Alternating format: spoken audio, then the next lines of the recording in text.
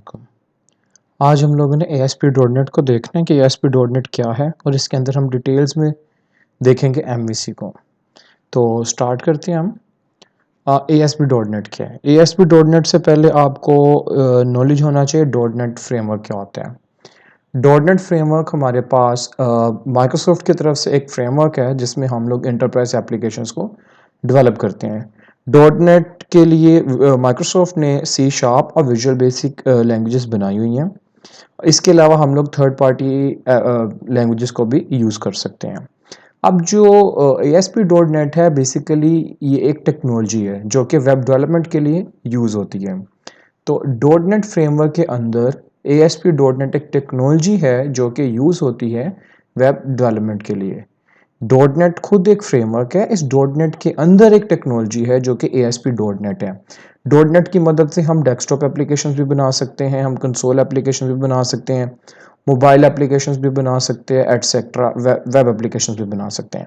अब इसमें जो वेब एप्लीकेशन के लिए हमारे पास जो एक टेक्नोलॉजी यूज़ हो रही है उस टेक्नोलॉजी का नाम है ASP.NET। तो ASP.NEट एक टेक्नोलॉजी है .NET फ्रेमवर्क की जो कि हमारे पास वेब डेवलपमेंट के लिए यूज़ होती है।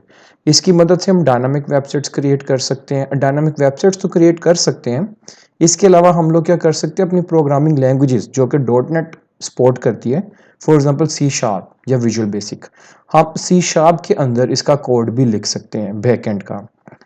तो हमारे पास जो बैकएंड का कोड होगा वो हम सारे का सारा अपना C# के अंदर कर सकते हैं। इसका बेनिफिट है ASP.NET के अंदर वेब एप्लीकेशन बनाने का। इसके बाद ये है कि ये HTTP को सपोर्ट करती है। HTTP हमारे पास क्या होता था, हाइपर टेक्स्ट ट्रांसफर प्रोटोकॉल होता था। इसका मतलब है कि ये वेब एप्लीकेशंस के लिए यूज़फुल है कि हम HTTP के थ्रू रिस्पॉन्स गेट कर सकते हैं और HTTP के थ्रू रिस्पॉन्स दे भी सकते हैं। ASP.NET हमारे पास कंट्रोल्स प्रोवाइड करती है वेबसाइट्स के लिए, जैसे कि टेक्स्ट बॉक्स हो गया, नेविगेशन कंट्रोल्स हो गए, एटसेट्रा। इसके अलावा ये हमारे पास स्टेट मैनेजमेंट की फैसिलिटी भी प्रोवाइड करती है। अब स्टेट मैनेजमेंट क्या होती है, हम वेबसाइट्स के ऊपर जब काम कर रहे होते हैं उसकी स्टेट्स होती हैं। तो अगर वो स्टेट मैनेज ना हो रही हो तो हमारा डाटा लॉस हो सकता है। इस स्टेट मैनेजमेंट को हम खुद भी कोडिंग के थ्रू कर सकते हैं और इसे हम ASP.NET के भी हैंड ओवर कर सकते हैं कि ASP.NEट हमारे लिए काम हमारा खुद ब खुद कर दे। तो ASP.NET स्टेट मैनेजमेंट हमारे लिए हमें करके देती है। तो ASP.NEट हमारे पास क्या फीचर प्रोवाइड कर रही है, ASP.NEट के अंदर हम वेब पेज डिज़ाइन कर सकते हैं, HTML पेज, और इसके अंदर हम अपनी कोड की एडिटिंग कर सकते हैं। इसके अंदर हम C# का कोड ऐड कर सकते हैं। इसके अलावा हम ASP.NEट के अंदर अपनी वेबसाइट की टेस्टिंग और डिबगिंग कर सकते हैं और वेबसाइट को डेवलपमेंट, टेस्टिंग एंड डिबगिंग से लेके हम डेवलपमेंट तक लेके जा सकते हैं। सारे का सारा काम ASP.NEट के अंदर होता है। ASP.NEट के बाद देखते हैं IIS।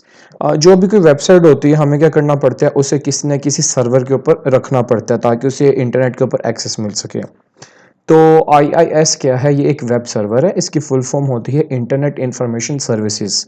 ये बाय डिफ़ॉल्ट हमारे पास विंडोज़ में पहले से मौजूद होता है।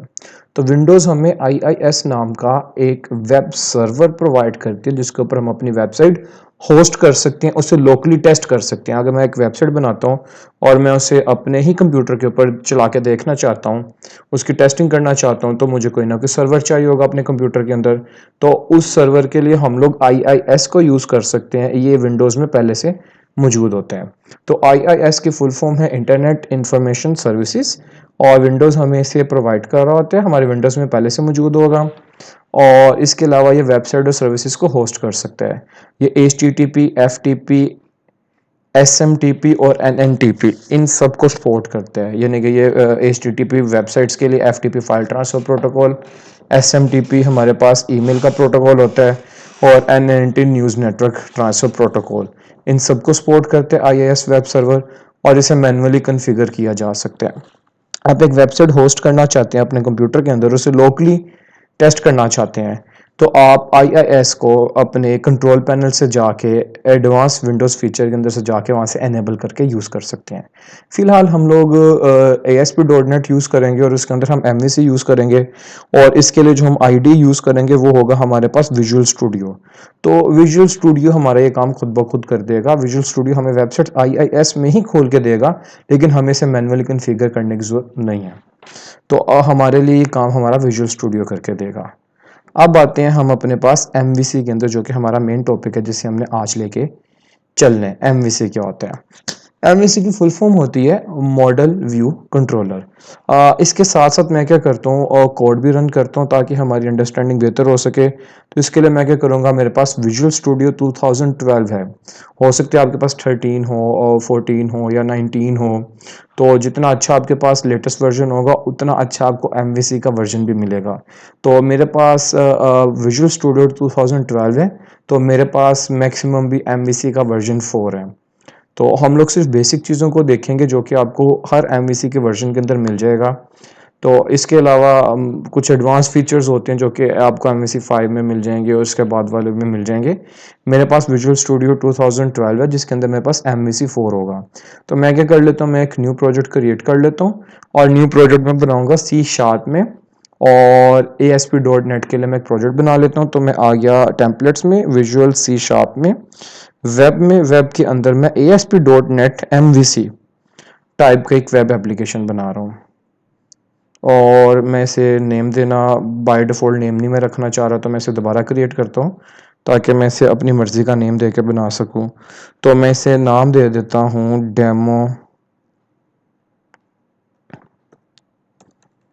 डेमो वेब, और मैं इसे क्रिएट कर लेता हूँ। अब क्रिएट करने के बाद मेरे पास मैं इसे इंटरनेट एप्लीकेशन को चूज़ कर लेता हूँ और ओके कर देता हूँ। ये मेरे पास डायरेक्टरी बन रही है, उतनी देर तक हम बाकी चीज़ें देखते हैं। तो एमवीसी क्या होता है? एमवीसी की फुल फॉर्म होती है model view controller. MVC basically architecture है, ये वेबसाइट्स बनाने के लिए आर्किटेक्चर है। ये बेसिकली 1970 समथिंग से फॉलो होता आ रहा है। हमारे पास डॉट नेट उसके बाद आया, ASP.NET उसके बाद आया, लेकिन एमवीसी एक आर्किटेक्चर है जो कि वेबसाइट्स बनाने के लिए यूज़ होते हैं और ये बहुत पुराने अरसे से चलता आ रहा है। इसमें होता क्या कि इसमें हमने अपनी पूरी वेबसाइट्स को तीन हिस्सों में, मेनली तीन हिस्सों में डिवाइड किया होता है, जिसमें से एक मॉडल है, दूसरा व्यू है और तीसरा कंट्रोलर है। तो जो एमवीसी होता है, एमवीसी में हम लोग एक डिज़ाइन पैटर्न है, एक आर्किटेक्चर है, डिज़ाइन पैटर्न है, जिसमें हम लोग अपनी पूरी की पूरी वेबसाइट बना सकते हैं। इसमें जो हमारे पास व्यू होता है वो हमें इंटरफेस प्रोवाइड करेगा, और जो हम अपना मॉडल है इसके अंदर हमारा डाटा होगा, और जो एप्लीकेशन की लॉजिक होती है वो हमारा कंट्रोलर होगा। तो जब भी ये कोई वेबसाइट लोड होगी तो उसको जो इंटरफेस नज़र आ रहा होगा, जो HTML नज़र आ रहा होगा, बेसिकली वो हमारे पास होगा व्यू, और जो उसके अंदर डाटा आके डिस्प्ले हो रहा होगा वो मॉडल से आ रहा होगा, और जो इनको मैनेज कर रहा होगा, जो डाटा ला के दे रहा होगा, वो बेसिकली हमारा कंट्रोलर होगा। तो हमने लॉजिक के लिहाज से अपने तीन हिस्सों में डिवाइड कर ली वेब को। इसका बेनिफिट हमें क्या मिलेगा? इसका बेनिफिट हमें ये मिलेगा कि हमें कोड को मेंटेन करना इजी हो जाएगा कल को, और इसमें अपडेट करना आसान हो जाएगा, और इस तरह की हमें जो मेंटेन करना, अपडेट करना और इसे डीबग करना और इस तरह की चीज़ें हमारे लिए बहुत ज़्यादा इजी हो जाती हैं जबकि हम स्टैंडर्ड तरीका फॉलो करें और हम अपने लॉजिक के लिहाज से अपने कंपोनेंट्स को अलग-अलग डिवाइड कर लें। तो मेरे पास प्रोजेक्ट क्रिएट हो गया। तो पहले मैं डेमो के लिए इस प्रोजेक्ट को चला के दिखाता हूँ और फिर इसके साथ साथ मैं इन कंपोनेंट्स को एक्सप्लेन करूँगा। तो जब ये प्रोजेक्ट बन जाएगा मेरे पास, तो इसमें एक डेमो के तौर पे एक एग्जिस्टिंग, क्योंकि मैंने टेम्पलेट यूज़ किया, एक एग्जिस्टिंग वेबसाइट होगी जिसमें मेरे पास ऑलमोस्ट 3 पेजेस होंगे जो ऑलरेडी मौजूद हैं। तो हम उसे देखते हैं। तो एमवीसी की फुल फॉर्म थी मॉडल व्यू कंट्रोलर। इसमें हमारे पास हमने तीन हिस्सों में डिवाइड किया हुआ अपनी वेबसाइट को। तो मॉडल क्या होता है? मॉडल हमारे पास जो एप्लीकेशन डाटा है उसका बिहेवियर है, जो हमारी प्रॉब्लम की डोमेन है उसका बिहेवियर है। तो बेसिकली मॉडल के अंदर हमारे पास हम क्लास बना लेते हैं और उस क्लास के अंदर हम अपने डाटा को रिप्रेजेंट करते हैं। फॉर एग्जांपल स्टूडेंट, तो हमारे पास डेटाबेस में स्टूडेंट्स का डाटा पड़ा है, स्टूडेंट का एक टेबल है, या मेरे पास डेटाबेस में टीचर्स का एक टेबल है। अब मैं ये चाहता हूँ कि मैं उस टीचर के टेबल में से टीचर का डाटा निकालूं और अपने पास वेबसाइट के ऊपर डिस्प्ले पे ले आऊँ। और वेबसाइट के ऊपर डिस्प्ले पे तो वो व्यू में आएगा, लेकिन उसका डाटा लाना कैसे है, उसके लिए मेरे पास कोई ना कोई वेरिएबल्स होने चाहिए जिसके अंदर मैं उसका डाटा स्टोर कर सकूं। तो इस मकसद के लिए हमारे पास मॉडल यूज़ होता है। तो मॉडल के अंदर हमारी जो प्रॉब्लम डोमेन होती है, हम उसकी डाटा रखते हैं। उसका डाटा कैसे रखेंगे, हम इसके अंदर क्लास बनाते हैं और उस क्लास बनाने के बाद हम उसके अंदर अपने सारे का सारा डाटा रखेंगे और इसे हम आगे चल के करके भी देखेंगे। तो मेनली हमारे पास जो हमारे जो बिज़नेस लॉजिक होती है, उसका जो डाटा की एनकैप्सुलेशन होती है वो हमने इसके अंदर की होती है। हमने इसके अंदर क्लास बनाई होती है और उस क्लास के अंदर वेरिएबल्स की शक्ल में हम लोग अपना डाटा होल्ड कर रहे होते हैं। तो जब हम इसके एग्जांपल करेंगे तो ये आपको मज़ीद क्लियर हो जाएगा। दूसरी चीज़ है हमारे पास व्यू। व्यू क्या है, ये हमारे पास HTML मार्कअप्स हैं। बेसिकली ये HTML फाइल है हमारे पास, जो कि पूरा एक स्ट्रक्चर है व्यू। अब ये हमारे पास स्ट्रक्चर है, ये क्या करेगा, ये हमारे पास जो डाटा है, डाटा हमारे पास आएगा मॉडल से। ये मॉडल से आने वाले डाटा को HTML के ऊपर रख के और उसे यूज़र को दिखाता है, बल्कि ये खुद ही HTML है। तो इसके अंदर हम वो भी प्रॉपर जैसे HTML कोड लिखते थे टैग्स के साथ, इसके अंदर भी प्रॉपर टैग लगे होंगे। HTML मार्कअप है, इसके अंदर टैग लगे होंगे और उन टैग्स के अंदर हम अपना कोड लिख रहे होते हैं। और इसके लिए जो हमारे पास इंजन यूज़ हो रहा होता है वो है रेजर सिंटैक्स, हम यूज़ करेंगे इसके अंदर। और इसके अंदर सिर्फ HTML नहीं होगा, इसके अंदर हम अपने .NET का कोड भी ऐड कर सकते हैं। वो कैसे कर सकते हैं, अब आपको एग्जांपल चला के दिखाऊंगा।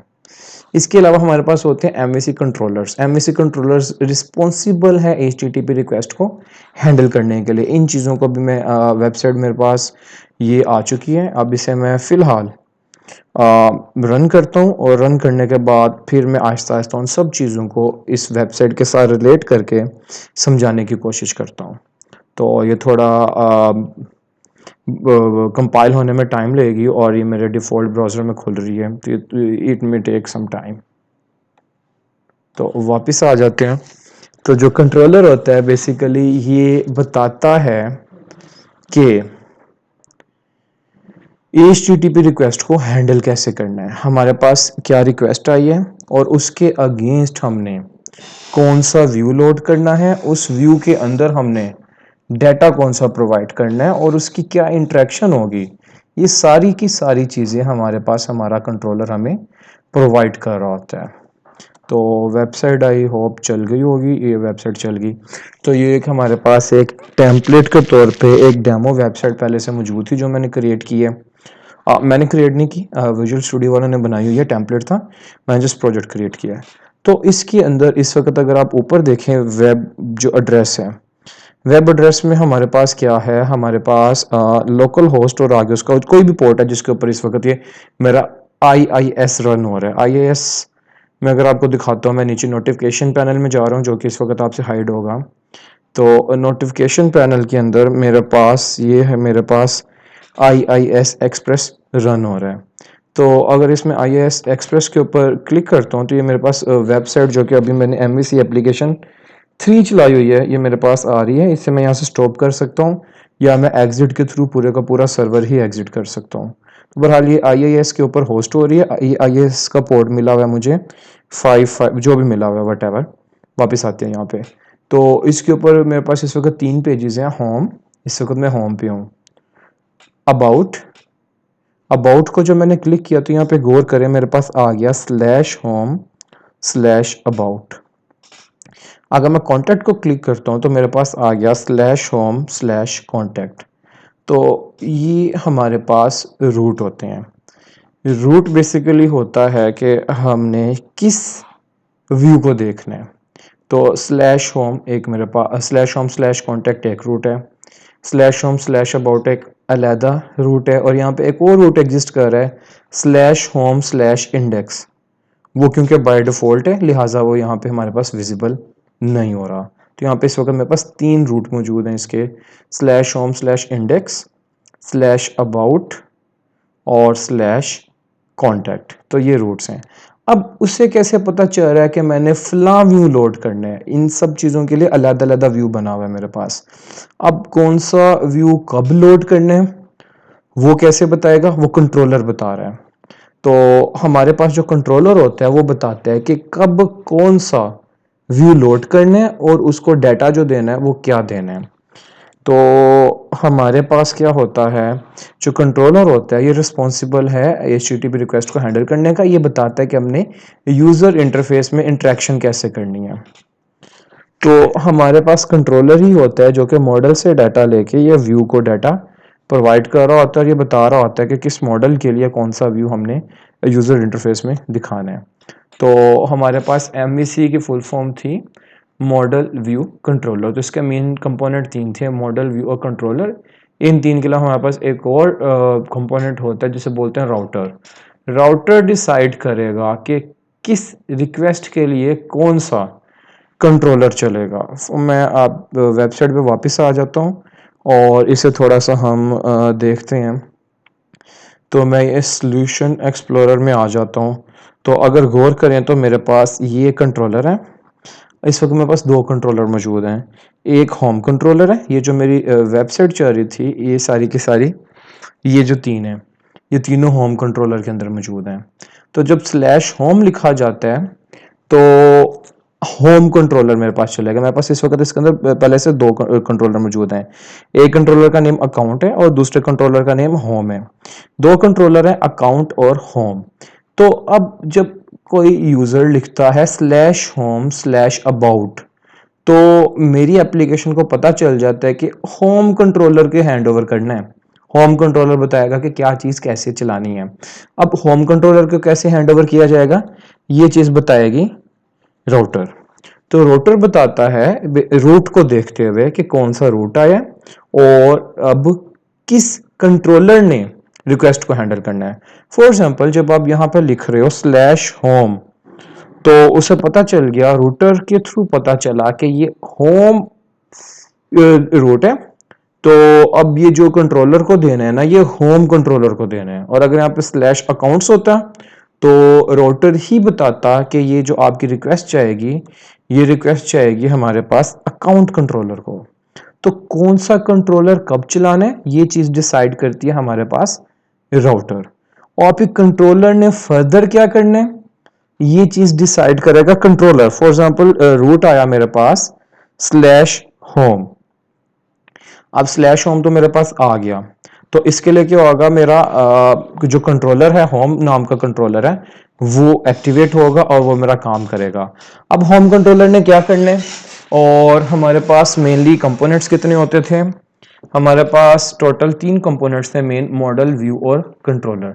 तो हमारे पास कोई ना कोई मॉडल भी होगा और इसका व्यू भी होगा। तो जितने भी आपके पास कंट्रोलर्स हैं उनके बदले में आपके पास व्यू भी पड़ा होता है। अगर मैं दूसरी डायरेक्टरी आपको दिखाऊं व्यू की, ये व्यू की डायरेक्टरी है। इस व्यू की डायरेक्टरी के अंदर आप देखो, इस अकाउंट के लिए एक व्यू पड़ा है, इसकी पूरी डायरेक्टरी, और इस होम के लिए मेरे पास एक पूरे का पूरा व्यू पड़ा है। इसके अलावा एक्स्ट्रा चीजें भी, उन्हें हम बाद में डिस्कस करते हैं। तो ये अकाउंट का व्यू है मेरे पास इसके अंदर, और मेरे पास इसके अंदर होम का व्यू है। अब अगर मैं होम का व्यू खोल के आपको दिखाऊं तो इसके अंदर तीन व्यू पड़े हैं। एक अबाउट व्यू पड़ा है जो कि मेरे पास इस अबाउट के बटन को क्लिक करके आता है, ये मैं आपको दिखा रहा हूं, बल्कि हम इस वक्त इस अबाउट के अंदर हैं। तो कंट्रोलर होम है और उसके अंदर व्यू कौन सा है, इस वक्त अबाउट है। इसके अलावा इसके अंदर कॉन्टेक्ट का हमारे पास एक व्यू पड़ा है। तो जब मैं इसे क्लिक करूंगा कॉन्टेक्ट के ऊपर, मैं मैन्युअली कॉन्टेक्ट टाइप करूंगा तो मेरे पास क्या आ जाएगा, मेरे पास कॉन्टेक्ट का व्यू खुल जाएगा। सिमिलरली अगर यहाँ पे मैं इंडेक्स टाइप करूंगा, जो कि यहाँ पे मेरे पास तीसरा व्यू है, तो मैं इस तीसरे पेज पे आ जाऊंगा जो कि बाय डिफॉल्ट इंडेक्स मेरा इस वक्त सेट हुआ है। तो तीन व्यू इस वक्त मेरे पास होम के लिए पड़े हैं। सिमिलरली मेरे पास ये जो दूसरा कंट्रोलर है अकाउंट, इस अकाउंट के लिए मेरे पास जो व्यू होंगे वो इस अकाउंट के डायरेक्टरी के अंदर पड़े हुए हैं, जो कि मल्टीपल हैं। फॉर एग्जांपल यहाँ पे मेरे पास रजिस्टर, लॉगिन और दूसरे बटन्स हैं। इन बटन्स के अगेंस्ट वो ऑलरेडी सेट हुए हुए हैं। तो अब एक दफ़ा मैं दोबारा बता दूं कि जो कंट्रोलर्स होते हैं वो HTTP रिक्वेस्ट को हैंडल करते हैं। कौन सा कंट्रोलर कब चलना है ये राउटर बताएगा, कि अकाउंट्स का कंट्रोलर चलना है कि होम का कंट्रोलर चलना है। वो बेस कर रहा है कि क्या रूट आता है। फॉर एग्जांपल स्लैश होम आता है तो होम का राउटर चल जाएगा, स्लैश अकाउंट आएगा तो वो अकाउंट का कंट्रोलर चलाएगा। और फिर कंट्रोलर क्या करता है, कंट्रोलर उस रिक्वेस्ट को हैंडल करता है। फॉर एग्जांपल होम को request I home slash about, तो उसने अबाउट का व्यू ओपन कर दिया। तो इसके बैक एंड पे प्रोग्रामिंग होगी, वो भी देखते हैं। तो जितने भी आपके पास कंट्रोलर होंगे उस कंट्रोलर के लिए व्यू होना लाजमी है, बगैर व्यू के आपका कंट्रोलर काम नहीं करेगा। तो यहाँ पे मेरे पास दो कंट्रोलर है, home account controller, home controller, तो मेरे पास दोनों के व्यू पड़े हुए हैं। फिर मेरे पास एक तीसरी चीज़ भी पड़ी है, शेयर्ड। अब शेयर्ड क्या होता है, शेयर्ड में हमारे पास जो शेयर्ड चीज़ें हैं वो पड़ी होंगी। फॉर एग्जांपल अगर मैं इसी इंटरफेस को देखूं तो मैं किसी भी पेज पे चला जाऊं तो ये ऊपर होम अबाउट कॉन्टैक्ट, मेरे पास ये होम पे भी आ रहा है, अबाउट में भी आ रहा है, कॉन्टैक्ट में भी आ रहा है। फिर अगर ये नीचे देखूं कॉपीराइट 2020 माई ASP.NET MEC एप्लीकेशन, ये भी होम में आ रहा है, अबाउट में आ रहा है, कॉन्टैक्ट में आ रहा है। योर लोगो हियर, ये भी तीनों में आ रहा है। रजिस्टर लॉगिन, और इसका एक टेम्पलेट क्या है, भी तीनों का सेम है। तो इस तरह की जो चीज़ें होती हैं ना वो हमारे पास शेयर्ड में पड़ी होती हैं। तो अगर शेयर को खोल के दिखाऊं तो शेयर के अंदर हमारे पास एक लेआउट पड़ा है जो कि कॉमन है। Login password error CS HTML पड़ा है हमारे पास। तो इसके अंदर हमारे पास शेयर्ड रिसोर्सेज पड़े हैं जो कि सब ने यूज़ करने हैं। अगर आप गौर करो तो इसके अंदर जो हमारे पास फाइल्स हैं वो क्या हैं, उसकी जो एक्सटेंशन है वो है .cs HTML का तो आपको पता है, हाइपर टेक्स्ट मार्कअप लैंग्वेज, जिसके अंदर टैग्स होते हैं। अब इसके साथ व्यूज के साथ हमारे पास .cs भी अपेंड है। अब इसका मतलब है कि इसके अंदर हम काम तो बिल्कुल वैसे ही करेंगे जो कि हम HTML में करते हैं, लेकिन साथ हम क्या कर सकते हैं, साथ हम अपने C# का कोड भी लिख सकते हैं। तो ASP.NET के MVC के अंदर जो हमारे पास व्यू की एक्सपेंशन होती है वो होती है .cs HTML। में आपको कोई एक वेब पेज खोल के दिखाता हूँ। तो ये मैंने एक क्लास खोली, तो अगर आप इसके अंदर देखें तो बिल्कुल वैसी ही टैग हैं। H1 हेडिंग के लिए यूज होता है, H2 है मेरे पास, पैराग्राफ है मेरे पास, और मेरे पास मुख्तलिफ टैग्स हैं, बिल्कुल वही HTML। और इसके अंदर कुछ चीज़ें हार्ड कोड की गई हैं और कुछ चीज़ें हार्ड कोड करने की बजाय क्या किया गया है, हमारे पास मॉडल से इंपोर्ट करवाई गई होंगी। जैसे अगर आप ये देखें तो ये हार्ड कोड नहीं की गई, यहाँ पे हमने C# का कोड यूज़ किया है। C# का बिल्कुल वही कोड जो कि आप टिपिकली .NET के अंदर यूज़ करते हैं, बिल्कुल हमने वही कोड यूज़ किया है C# का इसके अंदर। तो इसके अंदर हम टैग्स यूज़ करते हुए एक स्ट्रक्चर बनाते हैं HTML का, और उसके अंदर हम अपना C# के कोड के थ्रू हम अपना डाटा डिस्प्ले कर सकते हैं। तो ये जो हमारे पास ASP.NET MVC के अंदर जो व्यूज़ हैं ये HTML से कैसे डिफरेंट है, सिमिलर इस केस में है कि बिल्कुल स्ट्रक्चर HTML का होगा, बिल्कुल वैसी ही कोडिंग होगी, लेकिन एक्स्ट्रा बात इसके अंदर ये है कि हम इसके अंदर अपना C# का कोड रख सकते हैं, उसके थ्रू हम अपना डाटा डिस्प्ले कर सकते हैं। तो जो हमारे पास व्यूज़ थे, व्यूज़ क्या थे, HTML मार्कअप्स थे जो कि डाटा डिस्प्ले करवाते थे यूज़र को, और ये ही रिस्पॉन्सिबिलिटी लेती हैं सारे का सारा डाटा प्रेजेंट करने के लिए। जो हमारा यूज़र इंटरफेस है वो सारे का सारा व्यूज़ पर डिपेंड करता है। तो जो यूज़र को जितना भी हमने डाटा दिखाना है वो हमने इन्हीं के ऊपर रख के दिखाना है। तो इसी के अंदर हम अपना सारे का सारा डाटा दिखाते हैं। कंट्रोलर क्या थे, कंट्रोलर बताते हैं कि इसे हैंडल कैसे करना है और यूज़र के साथ कब कौन सी इंटरेक्शन के थ्रू कैसे हमने किस व्यू को डील करना है।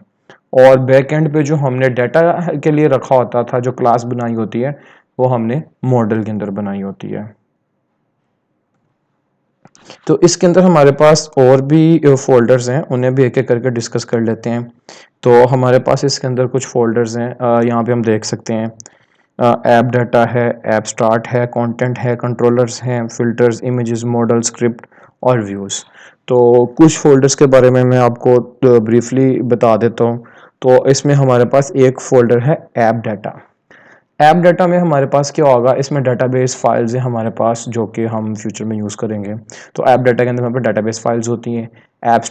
ऐप स्टार्ट के अंदर हम उन क्लासेस को रखते हैं जो कि हम एप्लीकेशन स्टार्ट करते वक्त उसे चलाते हैं। फॉर एग्जांपल मेरे पास यहाँ पे ऐप स्टार्ट के अंदर मैंने ये कुछ मैं यानी कि विजुअल स्टूडियो वालों ने कुछ पहले से ये फाइल्स रखी हुई हैं। इन फाइल्स को यूज़ किया जाएगा स्टार्ट में चलाने के लिए। फॉर एग्जांपल इसके अंदर हमारे पास एक फाइल है रूट कन्फिग बेसिकली बताती है, अभी जो यहाँ पे मैं रूट दे रहा था इसे, फॉर एग्जांपल /home/contact, तो ये उसे बताएगा कि इसमें होम क्या है, कॉन्टैक्ट क्या है।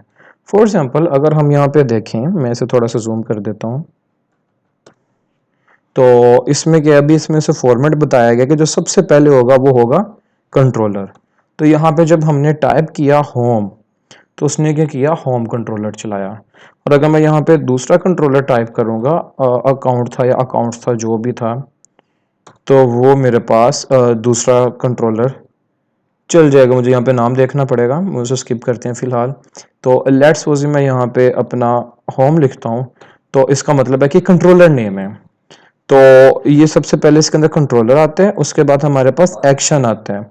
एक्शन का मतलब कि कौन सा व्यू चलना चाहिए। फॉर एग्जांपल होम के अंदर मैं दे देता हूँ लेट्स सपोज अबाउट। तो अब होम कंट्रोलर ने अबाउट व्यू को मेरे सामने ला के रख दिया, और इसके साथ डिफॉल्ट वैल्यूज भी दी गई हैं। फॉर एग्जांपल कंट्रोलर में डिफॉल्ट वैल्यू क्या दी गई है, होम। यानी कि अगर मैं कंट्रोलर प्रोवाइड नहीं करता, तो वो एक्शन की बजाय बाय डिफॉल्ट किसे लोड करेगा, होम को लोड करेगा। यानी कि अगर आप होम दे देते हो फाइन, और अगर आप होम नहीं देते तो भी फाइन, सेम पेज ओपन होगा, सेम कंट्रोलर चलेगा, सॉरी। अब फिर इसके अंदर एक्शन भी है, बाय डिफॉल्ट इंडेक्स है। तो अगर तो आप स्लैश इंडेक्स लिख देते हो फाइन, और अगर आप स्लैश इंडेक्स नहीं लिखते तो भी फाइन। अगर मैं स्लैश इंडेक्स नहीं लिखता, बाय डिफॉल्ट इंडेक्स को लोड करेगा। और इसके बाद हमारे पास आईडी भी होती है। इस केस में हम आईडी यूज़ नहीं कर रहे, लेकिन आईडी ऑप्शनल होती है। तो इसके बाद हमारे पास आईडी भी होती है। आईडी मजीद बताती है कि हमने इस व्यू को किस आईडी के अगेंस्ट चलाना है, तो इसे हम फ्यूचर में देखेंगे। तो ये एक एग्जांपल दी है मैंने, ये एक बना हुआ है हमारे पास क्लास, जो कि इस तरह की इंफॉर्मेशन बताते हैं, इसे हम चलाते हैं स्टार्ट में। फॉर एग्जांपल हमारे पास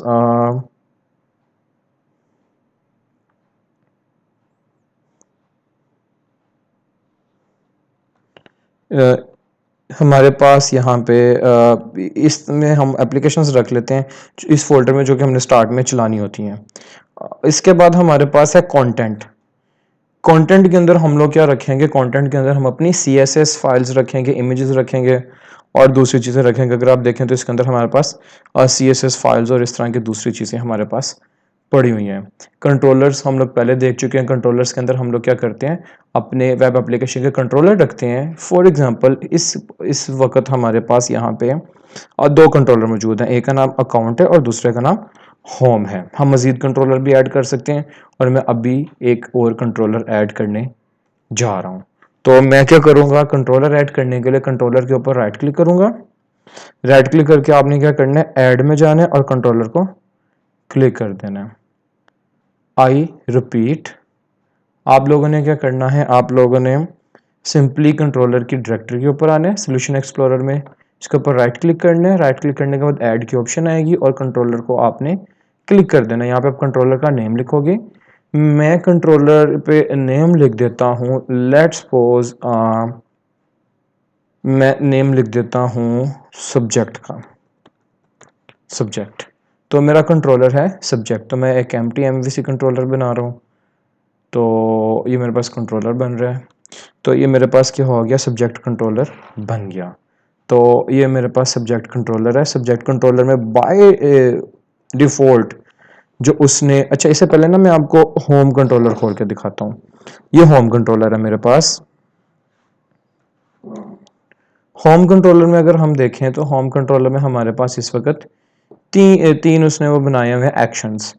एक उसने एक्शन बनाया हुआ है इंडेक्स के लिए, इसमें इंडेक्स के लिए व्यू रिटर्न कर रहा है। एक उसने बनाया अबाउट के लिए, इसमें अबाउट के लिए व्यू रिटर्न कर रहा है। और किसने बनाया हुआ है, कॉन्टैक्ट के लिए। तो ये तीन उसने एक्शन बनाए हुए हैं।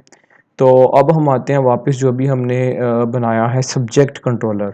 तो सब्जेक्ट कंट्रोलर में बाय डिफ़ॉल्ट पहले से ही एक ही एक्शन आया और उसका क्या नेम है, इंडेक्स। मैं इंडेक्स नहीं रखना चाहता, मैं कुछ और रखना चाहता हूँ। तो सब्जेक्ट के अंदर फॉर एग्जांपल मैं रखना चाहता हूँ EAD इंटरप्राइज एप्लीकेशन डेवलपमेंट, मैं कुछ भी रखना चाहता हूँ तो मैंने यहाँ पे लिख दिया EAD और मैं इसे सेव कर रहा हूँ। ये एरर इसलिए दे रहा है क्योंकि इसका व्यू एग्जिस्ट नहीं करता, तो आपने इसके अगेंस्ट व्यू भी बनाने हैं। अगर आप देखो तो इसमें पहले हमारे पास अकाउंट और होम, ये दो अगर मेरे पास कंट्रोलर हैं तो इसके अगेंस्ट इन दोनों के व्यू भी पड़े हुए हैं। फॉर एग्जाम्पल अगर आप यहाँ पे देखें तो अकाउंट और होम, इन दोनों के व्यू भी मौजूद हैं और इनके व्यू भी कैसे, अबाउट, कॉन्टेक्ट और इंडेक्स। और अगर मैं अभी इसकी बात करूँ, मेरे पास जो मैंने सब्जेक्ट कंट्रोलर बनाया तो इसका व्यू नहीं है, तो मैं क्या करूँगा, यहाँ पे इसका व्यू क्रिएट करूँगा। तो मैं क्या करूँगा, सबसे पहले ऐड न्यू फोल्डर। तो न्यू फोल्डर का मैं नेम वही दूंगा जो मैंने अपने कंट्रोलर को नेम दिया है। कंट्रोलर का नेम था कैपिटल एस सब्जेक्ट। अब इसके अंदर मैं क्या करूंगा, ये फिलहाल खाली है। अगर आप होम देखिए, होम के अंदर तीनों पड़े हैं। मैं होम की फाइल दोबारा खोल के दिखा देता हूँ। होम के अंदर 3 एक्शंस हैं, इंडेक्स का, अबाउट का और कॉन्टेक्ट का। तो फिलहाल मैं क्या करूंगा, क्योंकि मैं सब्जेक्ट का कंट्रोलर बना रहा हूँ और इसके अंदर मैं EAD नाम का व्यू चाहता हूँ, तो मैं इसके अंदर एक व्यू क्रिएट करूंगा। मैं होम बंद कर रहा हूँ और मैं इसके अंदर सब्जेक्ट में आता हूँ। सब्जेक्ट खाली है, इसका राइट क्लिक करूंगा, राइट क्लिक करके ऐड, और ऐड से मैं क्या करूंगा, यहाँ पे मैं व्यू ऐड कर लूंगा। आई रिपीट, आपने क्या करना है, अब पर्टिकुलर कंट्रोलर के आपने व्यू में आना है। जिस कंट्रोलर के लिए आप व्यू है, सबसे पहले आपने उसका फोल्डर ऐड कर लेना है। अगर बाय डिफॉल्ट ऐड नहीं होता तो अक्सर वर्जन्स में बाय डिफॉल्ट यहाँ पे फोल्डर आपके पास आ जाते हैं। तो मैं इसके ऊपर राइट क्लिक करूंगा, इसके पर्टिकुलर फोल्डर के ऊपर ऐड में जाऊंगा और ऐड में जाने के बाद मैं क्या करूंगा, व्यू को क्लिक कर दूंगा। तो इस तरीके से मेरे पास एक व्यू की ऑप्शन मांगेगा। ये मैं आपको ऑलरेडी बता चुका हूँ। इसका जो हमारे पास व्यू इंजन यूज़ होता है वो रेजर HTML यूज़ होता है। ये जो बेसिकली CS HTML है, जो कि C शार्प को यूज़ करते हो HTML टैग्स के अंदर आपका डाटा डिस्प्ले कर रही है। इसके ये जो सिंटैक्स है, रेजर सिंटैक्स है हमारे पास, इसका इंजन है। तो आपने पार्शियल व्यू नहीं बनाना, आप पार्शियल व्यू जो होता है वो फुल कंप्लीट नहीं होता। तो मैं क्या करूँगा, मैं यहाँ पे ब्राउज करके पहले से बना हुआ लेआउट यूज़ करता हूँ। आपको पहले बताया था शेयर्ड के अंदर हमारे पास जो एक शेयर्ड लेआउट है वो पड़ा होता है। तो शेयर्ड में लेआउट को मैं क्लिक करता हूँ और ऐड कर देता हूँ, और ऐसा करने से क्या होगा, मेरे पास इस सब्जेक्ट के अंदर view1 नाम का एक लेआउट आया। ठीक है, मैं view1 नाम का लेआउट नहीं चाहता। मैं क्या चाहता हूँ, मैंने इसके लिए नाम क्या रखा हुआ है, वहाँ पे मैंने इसके लिए नाम रखा हुआ है कैपिटल EAD। अब मैं सिंपली से रीनेम कर लूंगा और रीनेम करके मैं लिख लूंगा EAD। तो आपका नेम क्यों आना चाहिए, बिल्कुल वही होना चाहिए जो कि आपने कंट्रोलर के अंदर दिया था। तो कंट्रोलर दोबारा खोल के दिखा देता हूँ। सब्जेक्ट कंट्रोलर में मैंने नाम दिया था EAD। अब मैंने क्या किया, मैंने यहाँ पे उस EAD के लिए मैंने एक व्यू बना लिया। अब इस व्यू के अंदर मैंने लिख लिया view1। अब मैं इस वेब को चलाता हूँ। तो अब मैं इस वेब को चलाऊंगा तो अब क्या होगा, मैं अब इस कंट्रोलर को एक्टिवेट करके दिखाता हूँ आपको। तो कंट्रोलर को एक्टिवेट करने के लिए क्या करते थे, वापस आ जाते हैं वहीं पे जहाँ पे हम थे थोड़ी देर पहले तक। तो हम लोग रूटर के थ्रू बताएंगे कि तुमने फला कंट्रोलर को चलाना है। तो मैं रूटर में स्लैश अपना सब्जेक्ट लिखूंगा, जो भी मैंने कंट्रोलर बनाया, तो वो मेरे पास सब्जेक्ट कंट्रोलर को चला देगा। फिर वो कंट्रोलर डिसाइड करेगा कि उसने क्या काम करना है। तो उस कंट्रोलर के अंदर अभी हमने एक्शन स्पेसिफाई किया कि उसमें लेट्स सपोज मैं क्या करता हूँ, मैं यहाँ पे लिख देता हूँ सब्जेक्ट। तो सब्जेक्ट तो मैंने लिख दिया, अब ये नहीं चलेगा, ये एरर देगा। क्यों, बाय डिफॉल्ट यहाँ पे एक्शन क्या होता है, इंडेक्स होता है। इंडेक्स तो उसके अंदर मौजूद ही नहीं है। इंडेक्स की बजाय हमारे पास क्या मौजूद है, हमारे पास EAD मौजूद है। तो अगर मैं यहाँ पे EAD लिखूंगा तो ये देखें मेरे पास मेरा व्यू खुल गया, जो भी मैंने व्यू अभी अभी बनाया है। तो मैं दोबारा आपको बता दूं ये कैसे काम करता है। जो हमने इसके अंदर बाय डिफॉल्ट पहले से रखा हुआ है कि वो क्या करता है, अभी सबसे पहले आपका आता है रूट में सबसे पहले आपका आएगा कंट्रोलर का नेम। तो यहाँ पे होम, अकाउंट या सब्जेक्ट, मेरे पास इस वक्त 3 कंट्रोलर मौजूद हैं। मेरे पास होम, सब्जेक्ट और अकाउंट्स।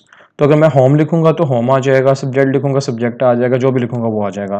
दूसरे नंबर पे आता है एक्शन। एक्शन हमने डिफाइन किया होता है हमारे कंट्रोलर के अंदर। तो मेरे कंट्रोलर के अंदर डिफाइन हुआ था ये, तो वो है कंट्रोलर के अंदर आपके पास मल्टीपल एक्शन हो सकते हैं। जैसे इसके अंदर फिलहाल एक ही एक्शन है EAD नाम का, लेकिन अगर हम होम को देखें तो होम के अंदर मल्टीपल मेरे पास 3 एक्शन है।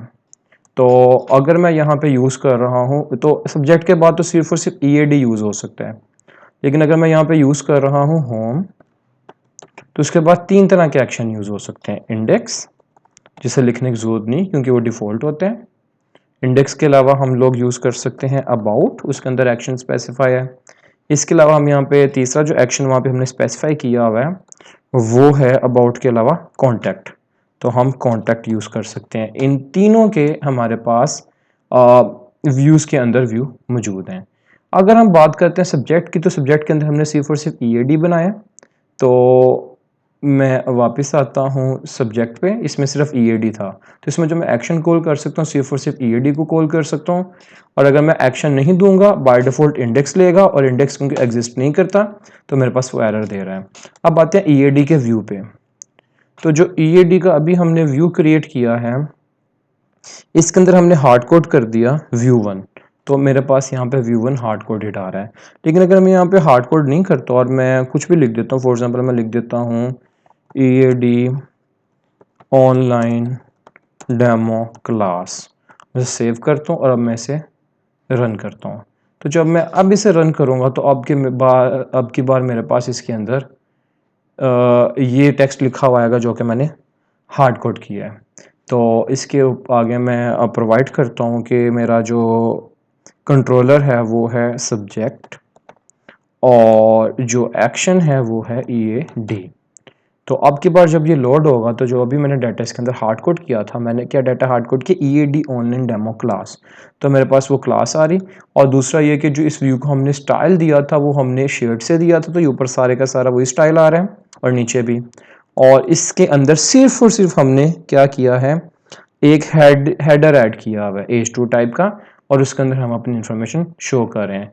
इसके नीचे क्या कर सकते हो आप, पैराग्राफ के अंदर भी जो आप लिखना चाहो वो आप लिख सकते हो, और इस तरह की चीज़ें आप यहाँ पे इस तरह की सारी एक्टिविटीज़ आप कर सकते हो जो भी आप लिखना चाहो। फॉर एग्जांपल मैं लिख देता हूँ ये मैं नीचे कर देता हूँ और यहाँ पे मैं लिख देता हूँ EAD लेट्स सपोज, ठीक है। अब जब मैं इसे चलाऊँगा तो अब मेरे पास नीचे एक पैराग्राफ होगा और ऊपर मेरे पास एक हेडर होगा। इसी तरीके से आप टेबल्स क्रिएट कर सकते हो, आप ईच एंड एवरीथिंग कर सकते हो जो आपके HTML में करते थे। तो यहाँ पे मैं अपना कंट्रोलर दे रहा हूँ सब्जेक्ट और EAD।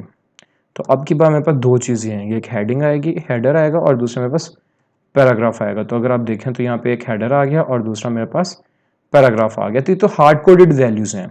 और हम बात कर रहे थे कि हमारे पास क्या होता है मॉडल, व्यू और कंट्रोलर। व्यू और कंट्रोलर हमने देख लिया, तो ये मॉडल कहाँ गया, मॉडल कैसे यूज़ करना है। तो मॉडल हम लोग यूज़ करेंगे जब हमने डिफरेंट डाटा दिखाना होगा। अभी तो मैं हार्ड कोड कर रहा हूँ वैल्यूज़, तो जब हमने डिफरेंट तरह का डाटा दिखाना होगा तो देन हम मॉडल यूज़ करेंगे। तो मॉडल पे बाद में आते हैं, पहले इस चीज़ को वाइंड अप करते हैं जो हमने स्टार्ट किया था कि ऐप डाटा के अंदर यहाँ पर डाटाबेस फाइल्स होती हैं। ऐप स्टार्ट के अंदर स्टार्टअप क्लासेस होती हैं जो कि हमने स्टार्ट में चलानी है। कंटेंट के अंदर हमारे पास CSS फाइल्स और इमेजेस और दूसरे क्लाइंट साइड एसेट्स होते हैं।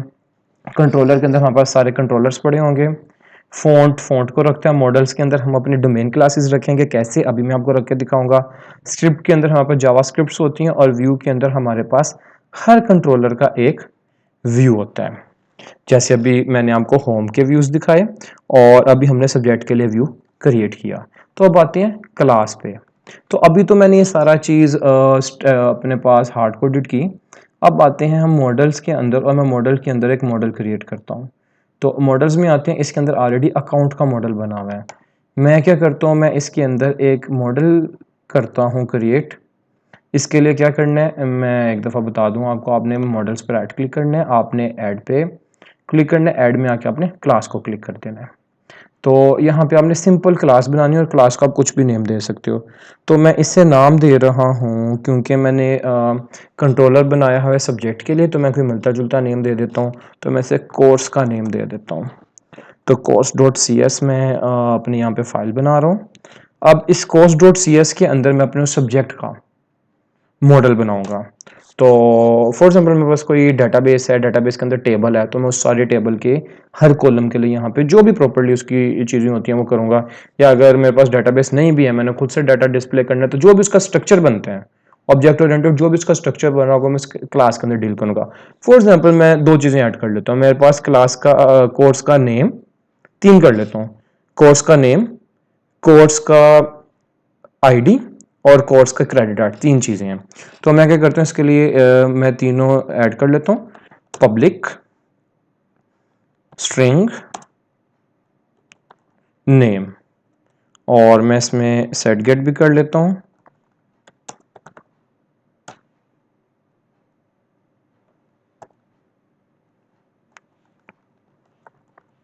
और मैं क्या कर लेता हूँ, चलें आईडी छोड़ देते हैं, हम फिलहाल डेमो के लिए क्रेडिट रख लेते हैं। Public int credits. तो ये मैंने दो चीज़ें इसके अंदर कोर्स के अंदर बना ली। तो अब मैं क्या करता हूँ, मैं अपने कंट्रोलर के अंदर वापस आता हूँ, जो कि आपको बताया था कि हमारा कंट्रोलर क्या कर रहा होता है, वो मॉडल में से, डेटाबेस में से या मॉडल में से डाटा लेगा और व्यू को डाटा दे के व्यू में उसे डिस्प्ले कर देगा।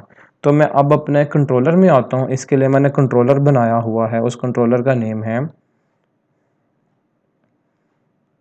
Subject controller. तो मैं सब्जेक्ट कंट्रोलर में आता हूँ। सब्जेक्ट कंट्रोलर में मैं क्या करता हूँ, सबसे पहले ऊपर कर लेता हूँ यूजिंग, और मेरी एप्लीकेशन का नेम है, एप्लीकेशन का भी हमने नाम रखा था डेमो वेब, डेमो वेब।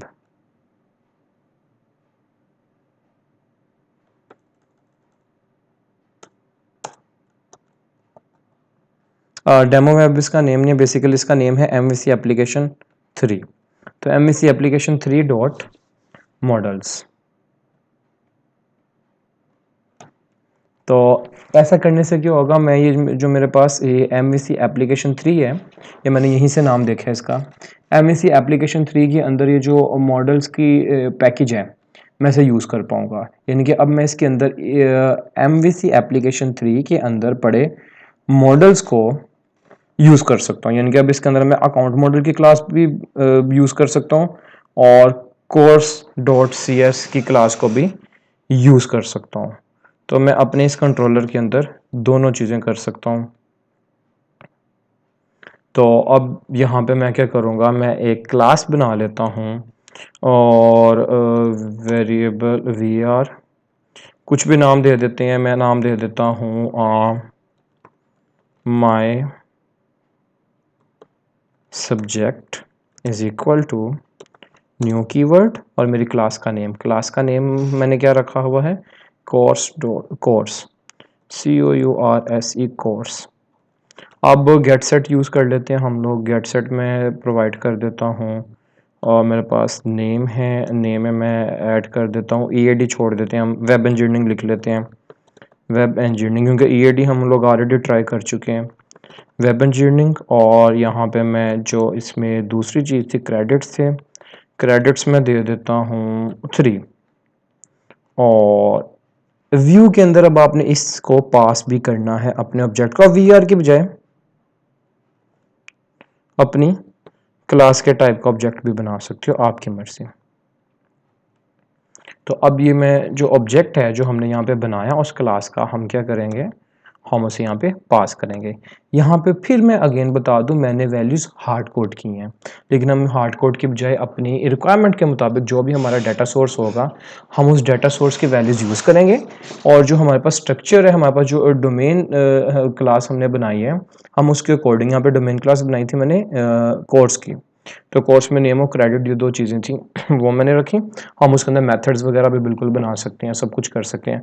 और यहाँ पे मैंने उसका एक इंस्टेंस बनाया और उस इंस्टेंस को मैंने यहाँ पे माय सब्जेक्ट में पास कर दिया। अब आते हैं व्यू पे।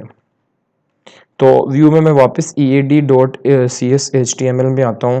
तो इसके अंदर जहाँ पे हमने हार्ड कोड किया था, यहाँ पे मैं क्या कर देता हूँ, आपने लिखना है ऐड मॉडल डॉट, लेकिन अब मॉडल को हमें वो करना पड़ेगा, इंपोर्ट करना पड़ेगा। इंपोर्ट करने के लिए ऐड, आप लोग अपने इसका नेम लिखोगे प्रोजेक्ट का। तो मेरे पास प्रोजेक्ट का नेम है MVC एप्लीकेशन 3। तो MVC एप्लीकेशन 3 डॉट मॉडल आपका आपने किस डायरेक्टरी में रखा हुआ है, आपने मॉडल्स डायरेक्टरी में रखा हुआ है, तो आप लिखोगे मॉडल्स डॉट, फिर आपके मॉडल का नेम जो है, मेरे पास मॉडल का नेम है कोर्स, तो ये मेरे पास आ रहा है सजेशन सबसे पहले कोर्स। अब मैं यहाँ पे अपने मॉडल यूज़ कर सकता हूँ। फॉर एग्जाम्पल मैं लिख देता हूँ मॉडल डॉट नेम, और मेरे पास क्या था, मैं नीचे पैराग्राफ में लिख देता हूँ this is web page for subject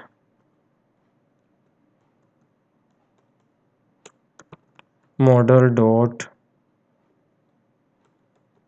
name which has, मैं ऐसे जूम भी कर देता हूँ, which has at model dot credits credit hours. अब मैं इसे रन करता हूँ, तो अब ये क्या होगा, जो हमने इसके अंदर वो पास किया वो वैल्यू आएगी और वो वैल्यू यहाँ पे मेरे पास चलेगी। हम ना सिर्फ नए व्यू ऐड कर सकते हैं, नए व्यूज़ के अंदर हम कोडिंग कर सकते हैं, हम पुराने व्यूज़ को मॉडिफाई भी कर सकते हैं। पुराने व्यूज़ को मॉडिफाई कैसे करते हैं मैं इसके बाद करके बताता हूँ। तो यहाँ पे मैं क्या करता हूँ, सबसे पहले अपने कंट्रोलर का नेम दे देता हूँ। कंट्रोलर का नेम था सब्जेक्ट, और उसके बाद मैं क्या करता हूँ, उसके बाद मैं अपने एक्शन का नेम दे देता हूँ जो कि था EAD। और हम यहाँ पे कोई मीनिंगफुल एक्शन भी दे सकते हैं, गेट सब्जेक्ट इस तरह से करके कोई। अब जब मैं एंटर करूँगा तो उसके अंदर जो मैंने वैल्यूज़ पास की हैं मुझे वो वैल्यूज़ मुझे यहाँ पे मिलेंगी। तो उसके अंदर मेरा कोई एरर था जो कि मेरे पास अब एरर आ चुके हैं। तो अगर ये एरर ना आया होता तो यहाँ पे मेरे पास वो जो भी वहाँ पे वैल्यू है वो मेरे पास वैल्यू आ रही होती है। तो ये मुझे कह रहा है कि लाइन नंबर 1 में एरर है जो कि इंपोर्ट नहीं हुआ। तो इसे देख लेते हैं कि मेरे पास यहाँ पे मैं मॉडल का कीवर्ड लिखना भूल गया। तो मॉडल स्पेस ऐसे करके आना था, तो देखिए मेरे पास नेम और क्रेडिट्स भी आना शुरू हो गए हैं। तो यहाँ पे शुरू में हम लोग स्मॉल m के साथ मॉडल का कीवर्ड देते हैं और मॉडल डिफाइन करते हैं कि कौन सा मॉडल हम नीचे यूज़ कर रहे हैं। तो मैं इसे दोबारा रन कर लेता हूँ एक दफ़ा, और फिर इसे हम चला के देखते हैं। तो होप सो अब वो एरर नहीं आएगा, क्योंकि सिंटेक्स का एरर था, मैं ऊपर मॉडल का कीवर्ड लिखना भूल गया था। तो मैं इसी को रिफ़्रेश कर देता हूँ। आई गेस मेरा पोर्ट चेंज नहीं वही है। तो ऊपर मैंने क्या लिखा था, मैंने ऊपर लिखा था हेडर में मॉडल डॉट नेम। तो वहाँ पे हमने जो कंट्रोलर से पास किया है, वहाँ पे हमने जब अपनी क्लास बनाई थी, इंस्टेंस बनाया, तो वहाँ पे मैंने नेम वेब इंजीनियरिंग और क्रेडिट 3 से इनिशियलाइज करके वो मैंने ऑब्जेक्ट पास किया था। और यहाँ पे मैंने क्या किया है, हेडर में सिर्फ नेम पास किया और नीचे पैराग्राफ के अंदर मैंने नेम और क्रेडिट दोनों यूज़ कर लिए। तो नीचे लिखा आगे this web page for subject web engineering, यहाँ पे हमने मॉडल डॉट नेम किया था, विच हैज़ 3 क्रेडिट आर। तो यहाँ पे हम लोगों ने मॉडल डॉट क्रेडिट्स किया। तो इस तरीके से हम अपने मॉडल का डाटा इसके अंदर डिस्प्ले कर सकते हैं, उसको यूज़ कर सकते हैं, जैसे आप टेबल की शक्ल में, जैसे आप जो आप उसे डील कर सकते हो। ना सिर्फ हम इसे कर सकते हैं बल्कि हम एग्जिस्टिंग मॉडल्स को भी हैंडल कर सकते हैं। फॉर एग्जांपल शेयर्ड क्या था, शेयर्ड सब में एक जैसा था, तो मैं क्या करता हूँ, शेयर्ड में जाऊँगा और शेयर्ड में जाके मैं इसकी एंट्री कर लूँगा अपनी इस पेज की। तो मैं शेयर्ड में जाता हूँ, शेयर्ड में लेआउट में जाता हूँ, और लेआउट में हमारे पास ये नेविगेशन बार बना होगा, ये नेविगेशन बार बना हुआ है। इस नेविगेशन बार में मैं क्या करता हूँ, यहाँ पे मैंने देना है अपने रूट का नेम जो कि सब्जेक्ट है, यहाँ पे देना है एक्शन का नेम जो कि EAD है। हम कोई मीनिंगफुल एक्शन का नेम बिल्कुल रख सकते हैं, ये EAD मैंने फजूल में रख दिया है। हम यहाँ पे कोई गेट सब्जेक्ट कुछ इस तरह का मीनिंगफुल एक्शन नेम रख सकते थे, और यहाँ पे मैं कोई भी चीज़ लिख देता हूँ। फॉर एग्जाम्पल मैं यहाँ पे चलो यहीं पे गेट सब्जेक्ट लिख देता हूँ, गेट सब्जेक्ट, या फिर एनरोल सब्जेक्ट। हम यूज़र की बेस पे सब्जेक्ट गेट कर सकते हैं कि वो किस में एनरोल्ड है, इस तरह की एक्टिविटीज़ हम लोग कर सकते हैं। तो ये मैंने शेयर्ड में जाके चेंजिंग की है। अब क्योंकि शेयर्ड में चेंजिंग की है तो नेविगेशन बार जो कि सबके ऊपर आ रहा था, ये चेंजिंग मैंने की है नेविगेशन बार में, NAV। तो नेविगेशन बार में मैंने एक नई लिस्ट की एंट्री कर दी, तो अब मेरे पास ये देखें, नेविगेशन बार में पहले 3 आइटम्स थी, होम, अबाउट और कॉन्टैक्ट। अब यहाँ पे एनरोल सब्जेक्ट भी आना शुरू हो गया। जब मैं एनरोल सब्जेक्ट को क्लिक करूँगा तो मेरे पास जो भी मैंने उसका व्यू बनाया वो मेरे पास आना शुरू हो जाएगा। तो इस तरीके से हम मॉडल से डाटा ला के यहाँ पे दिखा सकते हैं। तो होप सो आपको समझ आ गई होगी इसकी। अगर आपको नहीं समझ आई तो आप नेक्स्ट टाइम मुझसे पूछ सकते हो, यहाँ पे नीचे आप कमेंट कर सकते हो, मुझे ईमेल कर सकते हो। अब अगर इसका ओवरव्यू लूँ तो हमारे पास एमवीसी क्या होता है। एमवीसी हमारे पास एक आर्किटेक्चर है, डिज़ाइन पैटर्न है, जिसके अंदर हमारे पास 3 मेन कंपोनेंट्स होते हैं, व्यू, कंट्रोलर और मॉडल। मॉडल के अंदर हमारे पास डोमेन की क्लासेस होती हैं, इसके अंदर हम अपने डोमेन का डाटा रखते हैं। कंट्रोलर के अंदर हम उसे कंट्रोल कर रहा होगा, उसे बता रहा होगा कि आपने एचटीटीपी रिक्वेस्ट को रिस्पॉन्स कैसे देना है, आपने कौन सा एक्शन परफॉर्म करना है। For example EAD action perform करना है, अबाउट एक्शन परफॉर्म करना है, कि आपने कॉन्टैक्ट एक्शन परफॉर्म करना है, एटसेट्रा, के इंडेक्स करना है, एटसेट्रा एटसेट्रा। और व्यू के अंदर डाटा रख के वो दिखाता है। व्यू हमारे पास HTML टैग्स की बेस पे होता है और इसके अंदर वो उस डाटा को रखते हैं और वो उसे दिखा देते हैं। तो हमने डेमो के लिए एक छोटी उनकी ही वेबसाइट यूज़ की और उसके अंदर छोटी मोटी हमने थोड़ी थोड़ी मॉडिफिकेशंस करके हमने उस चीज़ को टेस्ट किया है। तो होप सो आपको समझ आ गई होगी। तो आप अपने कस्टमर्स नोट डाउन कर सकते हो। बेहतर तरीका ये होता है कि आप वीडियो को साथ साथ पॉज करी जाएँ और अपना विजुअल स्टूडियो खोलें और साथ साथ इन चीज़ों को इम्प्लीमेंट करके देखें। और जो भी आपको मसले आते हैं आप उसे नोट डाउन करी जाएँ और एट द एंड आप नीचे कमेंट कर दें या मुझसे आप लाइव उन मसलों को पूछ सकते हैं। तो आज के लिए बस इतना ही था। Thank you. अल्लाह हाफिज़।